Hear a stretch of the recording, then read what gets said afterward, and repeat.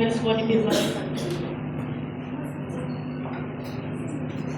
Haleluya.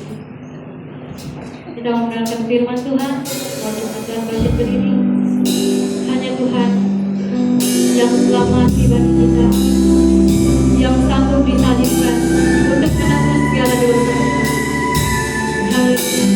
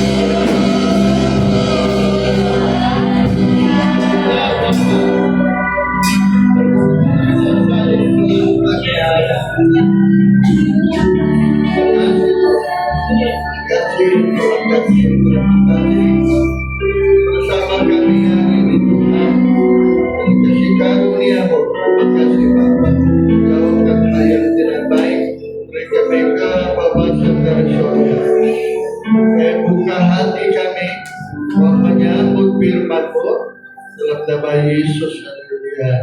Amin.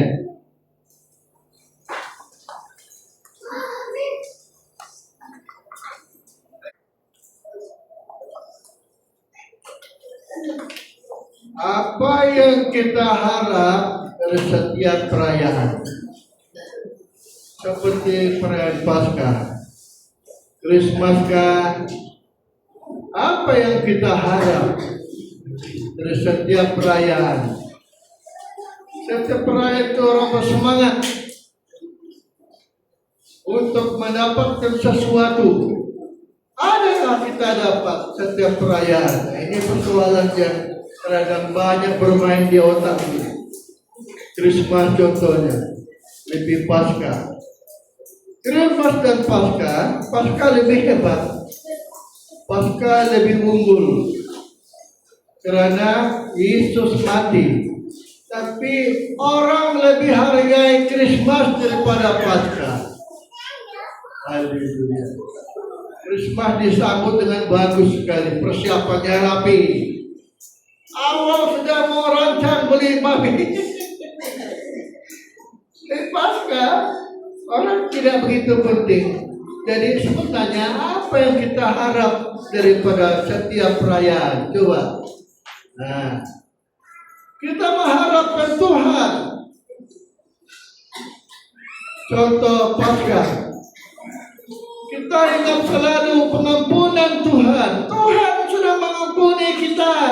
Sudah semua. Krismas, Tuhan sudah mengasihi kita.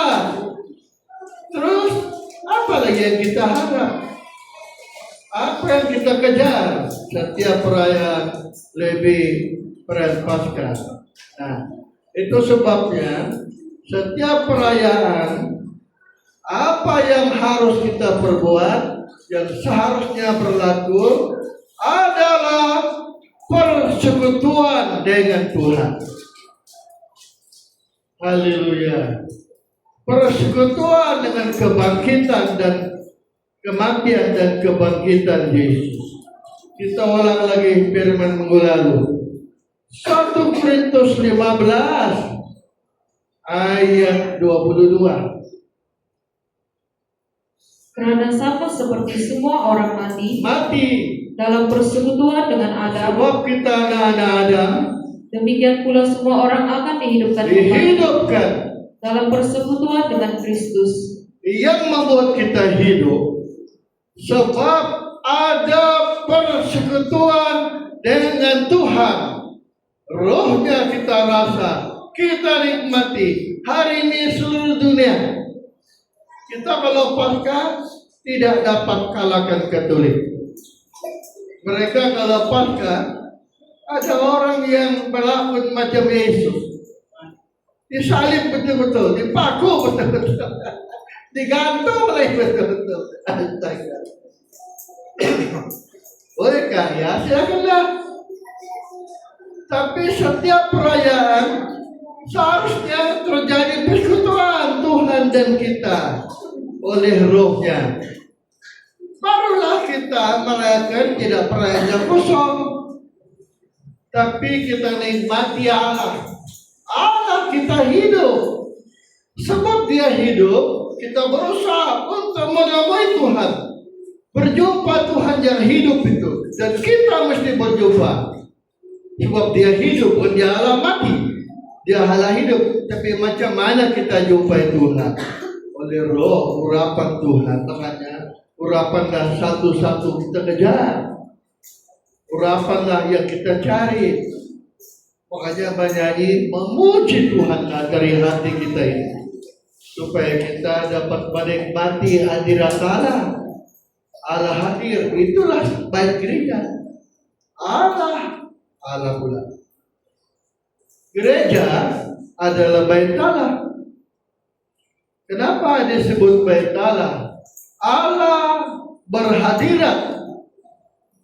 Allah berdiam diri di dalam bait Allah. Bait Allah ini gereja. Bait Allah pun tubuh kita ini. Allah berhadirat. Allah berdiam diri di sini. Dan kita boleh jumpa Tuhan bila-bila masa kalau kita betul-betul menjadi bait Allah. Ada Allah berhadirat, ada Allah hadir dalam kehidupan kita. Baru kita tidak merayakan perayaan Paskah sia-sia. Sebab kita berjumpa Tuhan, kita ketemu Tuhan yang hidup itu, kita nikmati. Itu sebabnya kita harus menjadi bait Allah, supaya Allah berdiam diri di sini dalam kehidupan kita. Bila-bila masa keluarlah Tuhan mengurapi kita. Itulah sebabnya perlunya orang diurapi. Urapan datang dari Tuhan. Tuhan yang mana? Yang ada di sini. Terus keluar hanya Yesus mengurapi kita. Sebab dia sudah di sini. Makanya kita harus menjadi kudus, bait Allah yang kudus. Makanya kita pelan sudah firman kemarin tentang Tuhan menyucikan bait Allah. Saya masih mau ulang baca itu.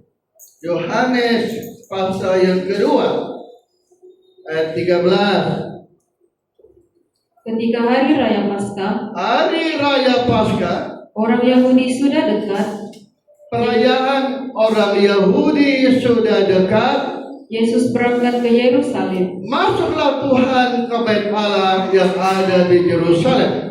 Dalam bait suci, Ya. didapatinya pedagang-pedagang lembu, kambing domba dan merpati, Ya. dan penukar-penukar uang duduk di situ. Ya.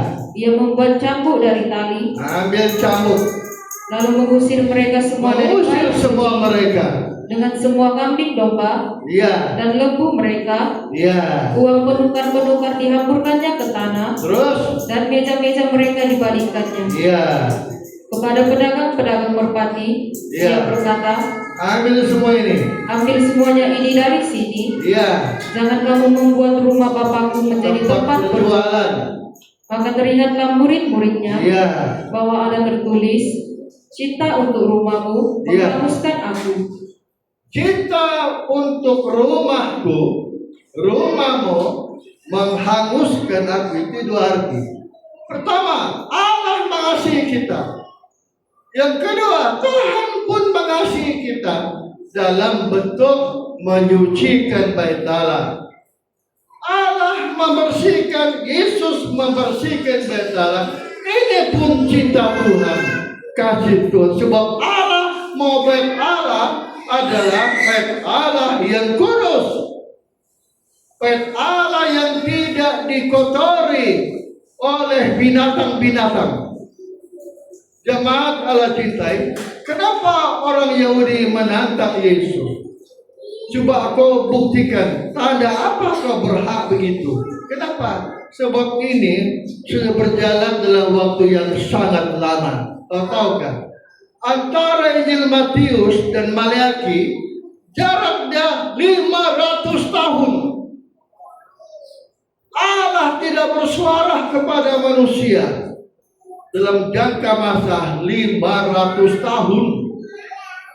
Jadi kebiasaan mereka membawa binatang di bait Allah itu sudah biasa, itu sudah tradisinya orang Yahudi. Haleluya. Itu seberapa menantang, apa hak kau buat begini? Terus baca lagi. Orang-orang Yahudi menantang Yesus, Iya. katanya, tanda apakah dapat engkau tunjukkan Tanda kepada apa kami kau buat begini? bahwa engkau berhak bertindak demikian? Ya, apa tanda? Kami sudah biasa ini. Sudah biasa buat begini. Dalam jangka masa ratus tahun. Bayangkan, sudah kebiasaan. Terus, Jawab Yesus kepada mereka, rombak ini bait Allah. rombak bait Allah ini, Ya, dan dalam 3 hari aku akan Aku mendirikannya mau kembali. Allah mau kita rombak bait Allah, cara yang tidak benar, yang tidak baik, tidak sesuai firman, dirobah. Dasar kita dirobah. Apa dasarnya? Yang dimaksudkan Tuhan. Terus, Lalu kata orang Yahudi kepadanya, ya, 46 tahun orang kami mendirikan buat bait ini Allah rumah ini, Allah. dan engkau dapat membangunnya dalam 3 hari. Ya, Tetapi yang dimaksudkannya dengan bait Allah dalam tubuhnya ialah tubuhnya sendiri. Yesus bait Allah. Kita pun bait Allah juga. Jadi Allah mau kita menjadi bait Allah, betul-betul tempat Tuhan berhadirat, tempat Tuhan berdiam diri. Allah hadir. Ini maunya Tuhan. Sebabnya berusaha dia untuk membersihkan rumah Allah yang pada waktu itu tidak lagi berada pada posisi yang benar. Haleluya. Bait Allah sudah tidak berada pada posisi yang benar. Orang-orang pada waktu itu sudah menyalahgunakan bait Allah oleh tujuan untuk berhubung dengan Tuhan, supaya terjadi persekutuan kita dengan Tuhan. Sudah tidak ada. Sudah digunakan salah. Mereka telah menyalahgunakan bait Allah pada waktu itu. Bait Allah sudah menjadi cemar. Bukan lagi tujuan untuk menyembah Tuhan, untuk menyembah kepada Bapa. Itu sebabnya bait Allah terlalu cemar. Bayangkan waktu itu dunia sudah masuk di bait Allah, sudah masuk di bait Allah. Sepatutnya bait Allah yang menaluki dunia, tapi sudah terbalik sudah. Itu sebab kita belajar, kita harus jauhkan diri dari dunia. Haleluya. Jangan kita pun bait Allah, dulu. Kita baca dulu lah 1 Korintus pasal yang ketiga 16. 1 Korintus 3:16. Tidak tahukah kamu bahwa kamu adalah bait Allah? Kamulah bait Allah. Dan bahwa Roh Allah diam di dalam kamu. Roh Allah diam dalam kamu. Jika ada orang yang membinasakan bait Allah, siapa yang coba merusak bait Allah, maka Allah akan membinasakan dia. Kerana sebab bait Allah adalah kudus, dan bait Allah itu ialah kamu. Bait Allah itu kudus, bait Allah itu kamu. Kalau sudah binatang masuk di bait Allah, itu sudah kotor, sudah bait Allah pada waktu itu, sudah menjadi cemar. Kira-kira Allah berhadirat atau tidak? Tidak. Allah sudah tidak berhadirat waktu itu. Karena dunia sudah masuk, makanya kita bait Allah. Yang membuat kita kotor adalah duniawi. Saya balik sedikit firman pada hari Jumat 12 tadi. Sapi, lambang perdamaian. Domba, tabiat domba. Merpati, Roh Kudus. Kalau sudah tidak ada damai, tidak ada tanda domba dengan dengaran, dan tidak ada Roh Kudus, inilah membuat kita menjadi cemar. Seorang yang tidak dipimpin Roh, mudah saja berbuat dosa, senang saja dia buat dosa. Tidak ada yang peringati dia. Akibatnya kita penuh dengan dosa. Sama lah bait Allah pada waktu itu. Sama. Oke ya. Jadi apa yang membuat kita sama bait Allah untuk dunia? Apa itu dunia? Dan inilah yang mengotorkan bait Allah kita ini. 1 Yohanes 2 ayat 16. 1 Yohanes pasal 2 16. Sebab semua yang ada di dalam dunia, semua yang di dalam dunia, yaitu keinginan daging, dan keinginan mata, serta keangkuhan hidup, kesombongan, bukanlah berasal dari Bapa. Jadi sama saja kalau kita sombong, kita pun bait Allah yang sudah kotor. Karena Allah tidak mungkin berhadirat kalau kita sombong. Kalau kita memuaskan mata, memuaskan daging, itu samalah pada waktu itu. Ada binatang-binatang. Haleluya. ada sapi, ada domba dijual di Bait Allah. Jadi dunia sudah masuk. Akibatnya Allah tidak berhadirat. Allah tidak ada di situ. Jemaat yang Allah cintai, berapa banyak, berapa juta gereja hari ini beribadah kepada Tuhan. Bayangkan sampai ada nanti, itulah berita besok. Pasti keluar, ada orang disalib betul-betul. Disalib betul-betul. Digantung lagi. Tapi apa yang kita dapat? Tidak ada. Yang kita dapat, yang kita harapkan dari perayaan adalah hadiratnya. Kita bersekutu dengan hadirat Tuhan. Kita nikmati hadirat Allah. Terasa betul Allah menyentuh, menjamah kita. Inilah perayaan baru benar. Jadi Roh Kudus itulah Allah sendiri yang harus hadir. Allah itu Roh. Kita balik pula. Roh itu Allah. Yohanes 4:24. Allah itu roh. Allah itu Roh. Dan barang siapa menyembah Dia, Siapa menyembah Dia? harus menyembahnya dalam roh dan kebenaran. Roh dan kebenaran. Macam mana kita menyembah roh kebenaran? Buah roh, ada kasih, ada damai, ada sukacita. Galatia 5:22. Inilah yang Tuhan mau terus. Tetapi buah roh ialah kasih, sukacita, ya, damai sejahtera, ya, kesabaran, kemurahan, ya, kebaikan, ya, kesetiaan, ya, kelemah lembutan, ya. penguasaan diri. Tidak ada hukum yang menentang hal-hal itu. Inilah yang mendampingi kita menjadi penyembah yang benar. Bait Allah itu tujuan untuk menyembah Tuhan, menyembah Allah. Perlu diiringi oleh buah roh. Baru kita menjadi penyembah-penyembah yang benar.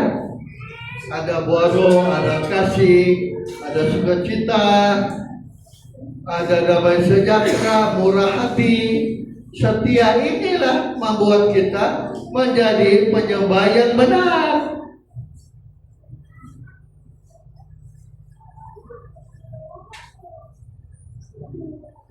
Tidak, mikrofon. Penyembah yang benar. Haleluya. Jadi makanya tujuan kita untuk menjadi penyembah yang benar. Itulah tujuan Bait Allah. Kita merasa menyembah Tuhan. Allah hadir, Allah turun. Kita nikmati hadirat Allah. Ada persekutuan kita dengan Tuhan. Barulah kita menjadi penyembah dan kita menikmati betul Allah itu ada. Allah kita hidup, kita rasa hadiratnya, kita rasa inilah ibadah yang benar. Berapa banyak orang beribadah tapi tidak merasakan baik hadirat Allah. Makanya kita belajar supaya kita jadi penyembah yang benar. Yang kedua, kita membaca di dalam Markus 14 ayat 3. Ketika Yesus berada di Betania, Ya, di rumah Simon si kusta, ya, dan sedang duduk makan, ya. datanglah seorang perempuan membawa suatu buli-buli pualam Datanglah seorang perempuan membawa buli-buli pualam. berisi minyak narwastu Iya, yang mahal harganya. iya, Setelah dipecahkannya leher buli-buli itu, iya. dicurahkannya minyak itu ke atas kepala Yesus. Kepada Yesus. Ada orang yang menjadi gusar Judas menjadi marah. dan berkata seorang kepada yang lain, Murid-murid pun ikut marah juga kepada perempuan ini. untuk apa pemborosan minyak narwastu ini? Sebab harganya 300 dinar. Sebab minyak ini dapat dijual 300 dinar lebih, Iya, dan uangnya dapat diberikan kepada orang-orang orang miskin. miskin. Lalu mereka memarahi perempuan itu. Ya, Tetapi Yesus berkata, jangan. biarkanlah dia. Biarkanlah dia memberikan minyak ke kepala aku. Mengapa kamu menyusahkan dia? Kenapa menyusahkan dia? Ia telah melakukan suatu perbuatan yang baik padaku. Dia buat perbuatan baik kepadaku. Karena orang-orang miskin selalu ada padamu, Iya, dan kamu dapat menolong mereka tapi aku, bila mana kamu menghendakinya. ya, Tetapi aku tidak akan selalu bersama-sama kamu. aku tidak akan selalu ada kepadamu terus. Ia telah melakukan apa yang dapat dilakukannya. Nah, Tubuh jemaat yang Allah cintai, tindakan Maria ini luar biasa. Ini Maria ini. Maria saudara Lazarus, yang bangkit, Tuhan bangkit Lazarus. Inilah Maria. Dia memberikan minyak, dia tuangkan minyak di kepala Yesus. Kenapa dia buat begitu? Inilah namanya ekspresi kasih. Kasih bergerak, kasih yang dorong Maria untuk memberikan itu minyak, biarpun mahal, harganya 300. Orang Israel satu hari gaji dia 1 dinar, 300 berarti gaji setahun ini, gaji 1 tahun. Maria berikan, biarpun mahal, dia tidak rasa rugi karena dia berikan kepada Tuhan. Inilah namanya ekspresi kasih. Ada expression kasih. Kasih mendorong Maria buat begitu. Pertama-tama, dia tidak bisa lupa Yesus membangkitkan Lazarus dari antara orang mati. Itu 300 dinar, tidak sebanding itu atas kehidupan Lazarus yang sudah hidup. Bayangkan jemaat Tuhan, hidup Lazarus tidak sebanding dengan 300. Itu masih kecil itu. Nah, inilah namanya ekspresi kasih. Nah, kalau kita menikmati kasih Tuhan, kita juga tentu keluar ekspresi kasih kepada Tuhan. Sudah tentu ekspresi kasih. Yang kedua, penghargaan kepada Yesus. Hargai, sanjungan, menjunjung Yesus, membuat dia menuangkan minyak dari waktu yang mahal itu. Siapa yang suruh? Tidak ada. Murid-murid tidak paham. Mana boleh, guru? Ini pemborosan ini. Tapi apa Tuhan bilang? Coba kita baca selanjutnya. ayat 5. Ya. Sebab minyak ini dapat dijual 300 dinar lebih, dan uangnya dapat diberikan kepada orang-orang miskin. Lalu mereka memarahi perempuan itu. Terus. Tetapi Yesus berkata, biarkanlah dia. Iya. Mengapa kamu menyusahkan dia? Ia telah melakukan suatu perbuatan yang baik padaku. Karena orang-orang miskin selalu ada padamu, Iya. dan kamu dapat menolong mereka bila Ya. mana kamu menghendakinya. Terus. Tetapi aku tidak akan selalu bersama-sama kamu. Terus. Ia telah melakukan apa yang dapat dilakukannya. Tubuhku telah diminyakinya sebagai persiapan untuk penguburanku. Terus. Aku berkata kepadamu, Dengar ini. Aku berkata kepadamu, sesungguhnya di mana saja di mana saja firman disampaikan, diberitakan di seluruh dunia, tindakan wanita ini akan diingat, apa yang dilakukannya ini akan diingat. akan disebut juga untuk mengingat dia. Kalau begitu, ekspresi kasih, tindakan kasih membuat kita akan diingat oleh Tuhan. Perlu ada tindakan ekspresi kasih. Bayangkan, ada penghargaan kasih. Inilah membuat kita tidak dilupakan oleh Allah. Kalau kita ada tindakan kasih, buatlah apa saja, tapi di dalamnya ada dorongan kasih Tuhan. Ada kasih yang mendorong kita bertindak apa saja kita buat, didorong kasih, maka tindakan wanita ini membuat dia diingat di mana saja firman disampaikan seluruh dunia. Baik, coba ulang ayat. Kalau begitu perlunya kita mengasihi Tuhan. Coba baca dia, diingat ya. Aku berkata Aku kepadamu, memberitahu kamu semua. sesungguhnya di mana saja Injil diberitakan di seluruh Ya. dunia, apa yang dilakukannya ini akan disebut juga Disebut dan diingat. untuk mengingat dia. Ya, ingat dia. Tuhan tidak bisa lupa. Tuhan mengingat kalau kita berekspresi kasih, tindakan kita didorong kasih. Buatlah sesuatu, tapi ingat mestilah didorong kasih.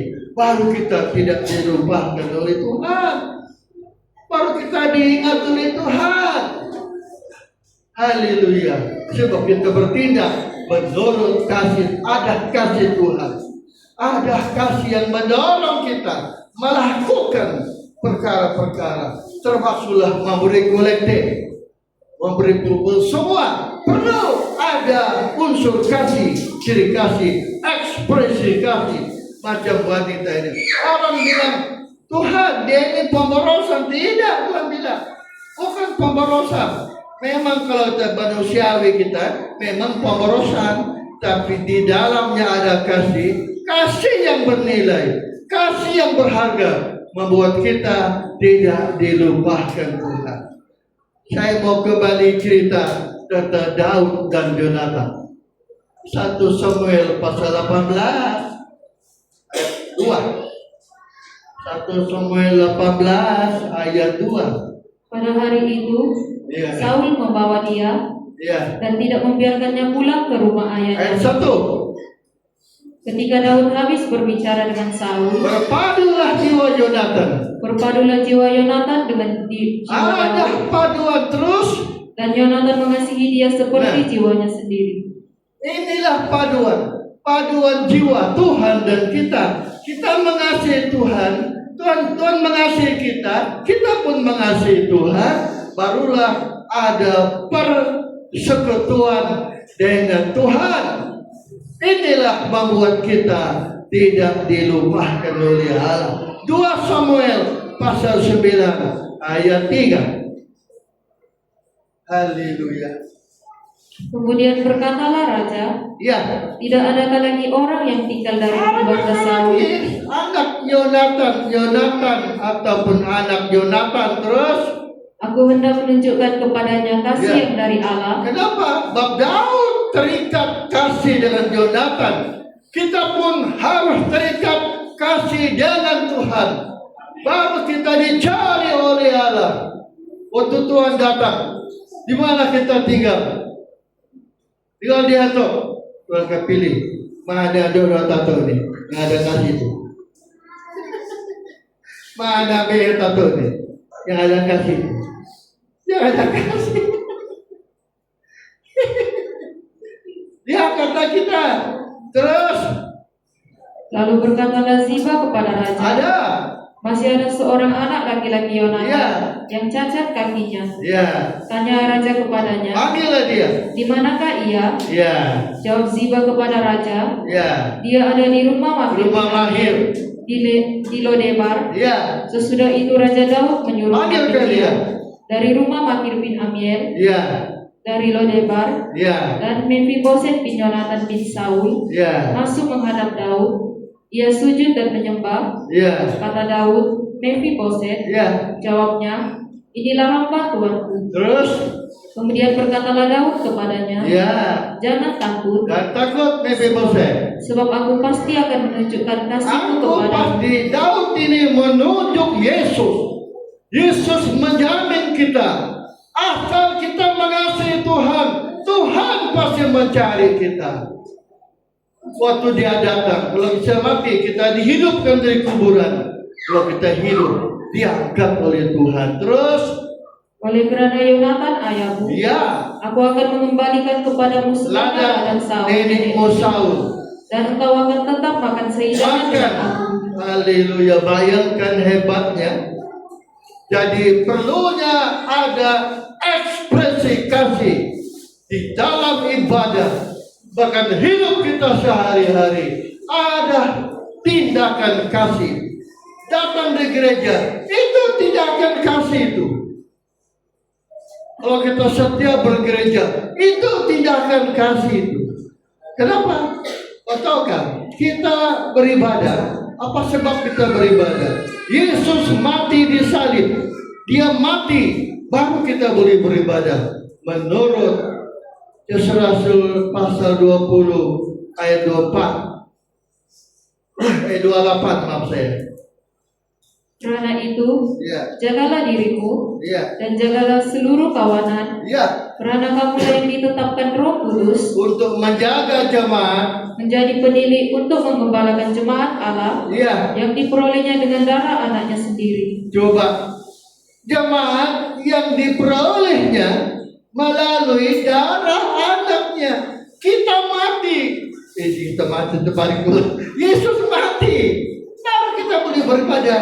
Kata lain, ibadah itu adalah hasil kerja tangan Tuhan.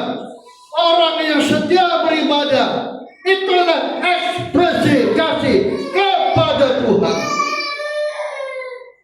Haleluya. Itu tindakan penghargaan kepada Tuhan. Jadi belajarlah mengasihi Tuhan. Kita tidak lama lagi di dunia ini. Tuhan sudah mau datang. Dan Tuhan datang. Tuhan tidak mengangkat apa omega. Orang di dalamnya yang ada ekspresi kasih yang dicari oleh Tuhan. Sama terus. Yohanes 13 ayat 21. Yohanes 13:21. Setelah Yesus berkata demikian, Iya. ia sangat terharu. Ayat 18. Bukan tentang kamu semua aku berkata, Iya. aku tahu Iya. siapa yang telah kupilih, Iya. tetapi haruslah genap nas ini. Iya. Orang yang makan rotiku Makan roti bersama aku. telah mengangkat tumitnya terhadap aku. Terus, Aku mengatakannya kepadamu sekarang ya, juga, supaya kamu tahu. sebelum hal itu Kalau terjadi, terjadi hal itu, oh betul apa yang Tuhan bilang tadi. Terus, supaya jika hal itu terjadi, iya. kamu percaya Iya. bahwa akulah dia. Iya. Aku berkata kepadamu, Iya. sesungguhnya barang siapa menerima orang yang kuutus, Iya. ia menerima aku. Yohanes berapa ini? 13, Ayat 20. sekarang terus. Saya ulangi. Aku berkata kepadamu, Iya. sesungguhnya barang siapa menerima orang yang kuutus, Iya. ia menerima aku. Dan barang siapa menerima aku, ia menerima dia yang mengutus aku. 21. Setelah Yesus berkata demikian, Iya. ia sangat terharu, lalu bersaksi, aku Coba, berkata kepadamu, coba. Saya macam sudah salah sebut tadi. Yang Judas makan penjamuan kudus itu, Pak.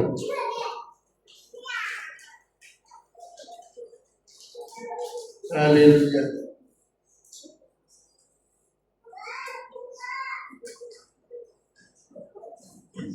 Yang Judas makan perjamuan kudus. 27 ayat 27. Hah? ayat 27. Jangan dulu, aku tengok dulu.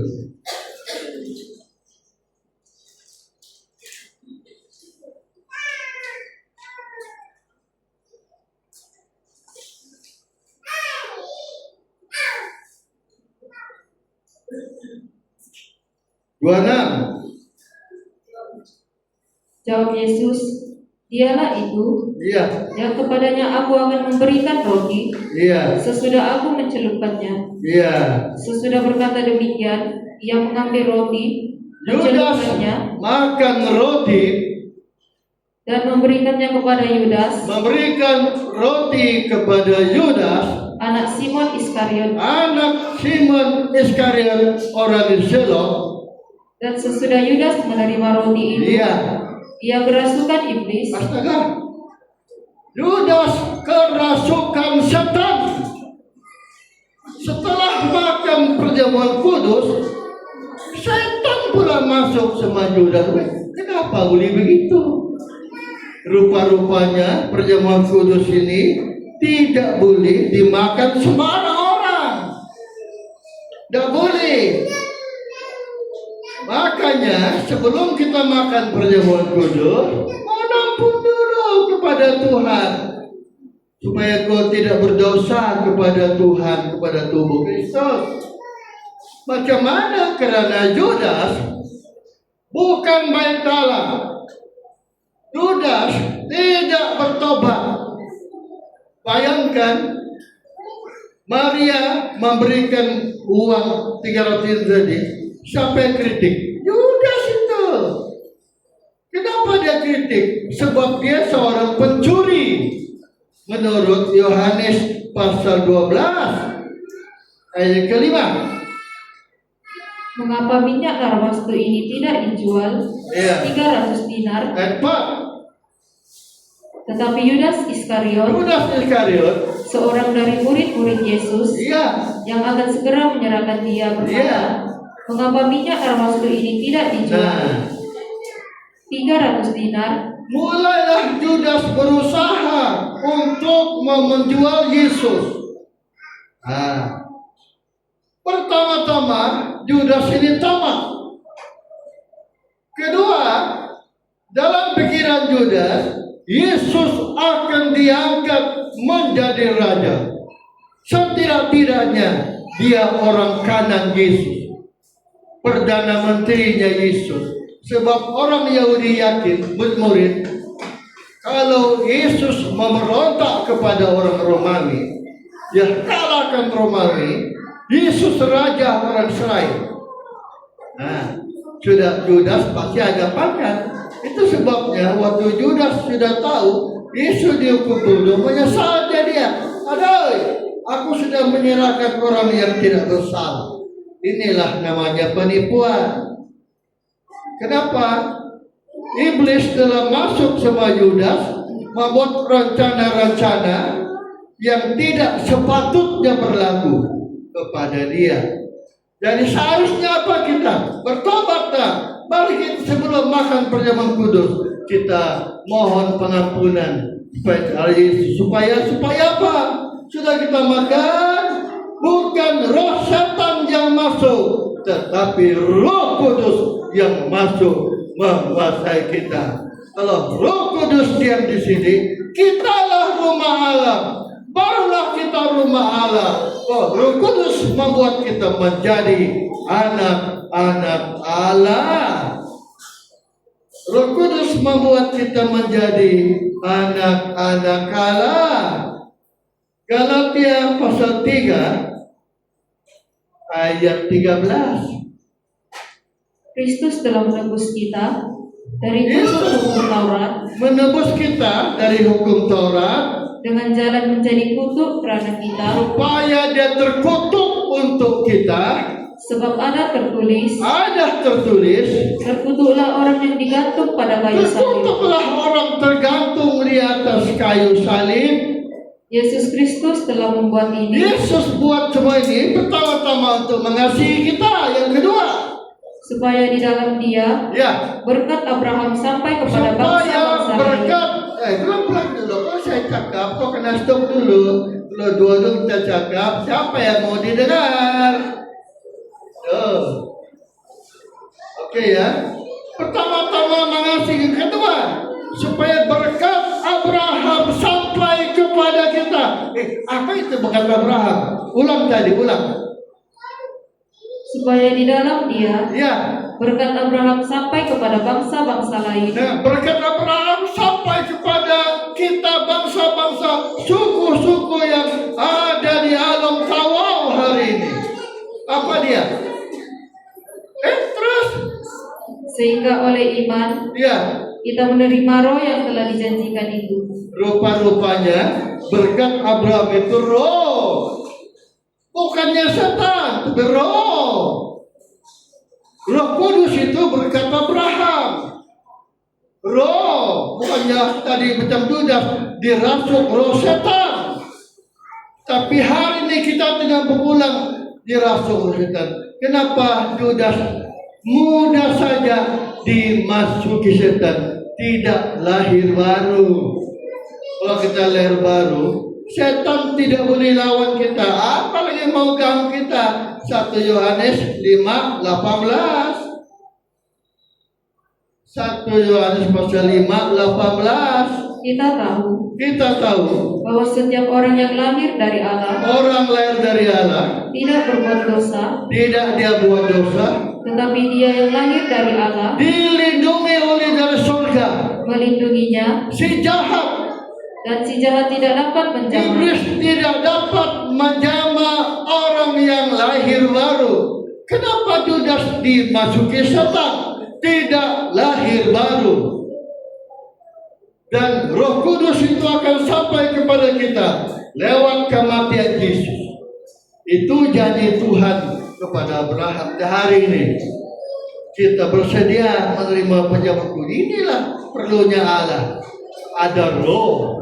Tinggal kita bait Allah, ada roh. Barulah kita menjadi bait Allah.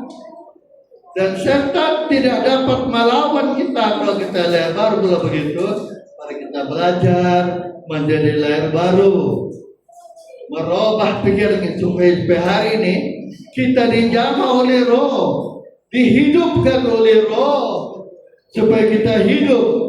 Maka kita tidak dapat dijamah setan. Tidak mungkin dirasuk setan, itu tidak mungkin kalau kita lahir baru. Makanya perlunya kita lahir baru, biar kita orang lama, biar kita tidak lawak, muka kita jerawatan, gerabel, tak apa-apa, yang penting lahir baru. Muka kita, hidung kita tidak mancung tapi ke dalam, alias pesek. Yang penting lahir baru. Barulah Roh Kudus sedang tinggal sama kita. Haleluya. Hidungnya mancung bukan main, tapi tidak lahir baru apa? Makanya mari kita belajar hari ini. Kita tidak mau pulang. Iblis pulang masuk sama kita. Sedangkan Roh Kuduslah janji Allah. Berkat Abraham kepada kita itu diturunkan kepada kita melalui matinya Yesus. Berkat Abraham sampai kepada kita. Haleluya. Marilah kita bersedia menerima. Mari kita mohon Tuhan, baharui kami Bapa. Baharui kami Bapa. Baharui kami Bapa. Beri kami hati yang baru. Beri kami pikiran yang baru. Supaya Roh tinggal bersama kami. Supaya Roh Kudus yang adalah Allah sendiri tinggal diam di rumah Allah. Rumah Allah itu tempat Allah berdiam, tempat Allah tinggal. Allah mau tinggal di sini. Yang belum terima Tuhan, terima Tuhan. Sambut Yesus. Beri diri kita ipimpin terus supaya kita tidak pulang dengan kekuatan dari luar, tapi Roh Kudus supaya kita rumah Allah. Rumah Allah 1 Korintus 6:19. Haleluya. Agak panjang pula kali ini firman. Atau tidak tahukah kamu Tak tahukah kamu bahwa tubuhmu adalah bait Roh Kudus yang diam di dalam kamu? Roh Kudus yang kamu peroleh dari Allah. Allah berikan melalui korban Kristus. Oke, saya balik pertama. Tuhan datang, sebab pada waktu itu Tuhan lihat rumah Allah sudah menyeleweng. Dia bersihkan. Sebelum hari ini kita dibersihkan dari hal-hal duniawi, supaya kita berfungsi sebagai rumah Allah, tempat Allah berdiam, tempat Allah berhadirat. Contohlah Maria Magdalena. Kalau kita lihat korban Kristus tidak sebanding apa kita buat. Syukurlah Yesus mati. Barulah kita tidak terjerumus ke neraka, tapi masih akan diyakini. Tanpa Yesus mati, manusia semua dilempar ke neraka semua. Kalau kita merasa kasih Allah, kita belajar macam Maria, bertindak ekspresi kasih. Kasih membuat kita akan diingat oleh Tuhan. Tuhan tidak lupa kita. Yang penting kita membuat tindakan kasih. Ada macam Maria, korbankan sesuatu. Harganya mahal. Mahalnya korban Maria. Bahkan tidak senilai kasih Tuhan. Tidak sebanding kasih Tuhan. Mari kita belajar kepada korban Kristus. Supaya kita lahir baru. Supaya roh tinggal di sini. Yang seheran Yudas dirasuk setan malah. Hadir perjamuan malah setan yang masuk. Tapi hari ini kita tidak mau begitu. Kita mau roh Allah tinggal. Mari kita semua berdiri dulu. Menyembah kepada Tuhan.